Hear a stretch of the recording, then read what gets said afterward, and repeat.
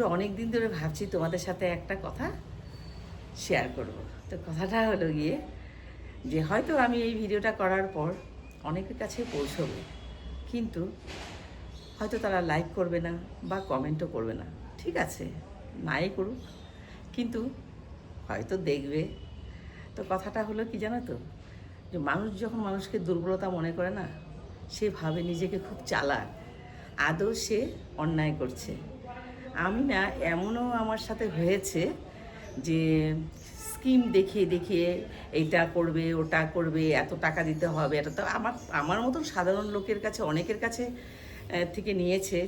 কিন্তু নামটা আমি এখানে মেনশন করব না, কারণ এতটুকু হলো তো তার সম্মানটুকু আছে।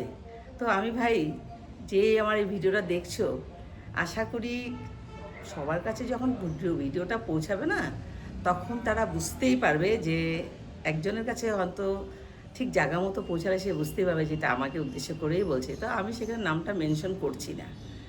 তবে এরকমটা বলছি যে নিজে যা লোককে ভাবছো চালাকি করে ঠকাচ্ছ, আদৌ তো তুমি ঠকাচ্ছ না, তুমি অন্যায় করছো, করেই যাচ্ছ করেই যাচ্ছ। যদি তুমি তোমার পরিবারে তোমার সন্তান, মেয়ে কন্যাই হোক আর পুত্র সন্তানই হোক, তো তারা কি দেখবে? যে সত্যি তো আমি কি দেখছি যে আমার যারা প্যারেন্টসরা এই এত বড় অন্যায়টা করছে, তারা সেটাই শিখবে। তুমি তো বেঁচে যাবে, কিন্তু যখন তোমার সন্তান এই অন্যায়টা করবে, তখন তুমি সন্তানকে বাঁচাতে পারবে তো?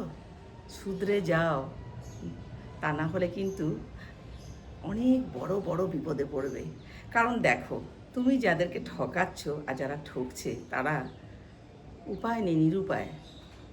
আর তুমি অন্যায় করছো, তুমি ঠকাচ্ছ না বা চালাকো না, তুমি অন্যায় করছো। কিন্তু খুব কাছাকাছি তুমি, খুব একটা দূরেও থাকো না, খুব কাছাকাছিও থাকো। কিন্তু তুমি একটা কথা জানো তো, তুমি যে মানুষকে ঠকাচ্ছ, কিন্তু উপরে যে উনি বসে আছেন ঈশ্বর, উনি কিন্তু সেই বিচারটা ইকুয়ালভাবে করবে। তো এখনও সময় আছে। আর যাদেরকে ঠকাচ্ছ, আমার মতন যদি তারা হয়ে থাকে, আমার মনে হয় সেটা খুব হাসি মুখে সেটা গ্রহণ করে নেবে। কি আছে, করছে, ঠিক আছে, ও তো ভিখিরি, তাইও করছে, কিন্তু আমি সেটা নেব না। এটাই আমার বলার কথা ছিল। মনে কিছু করো না, তুমি শুধরে যাও, না তোমার সন্তানের উপর সেই প্রভাবটা পড়বে। ঠিক আছে?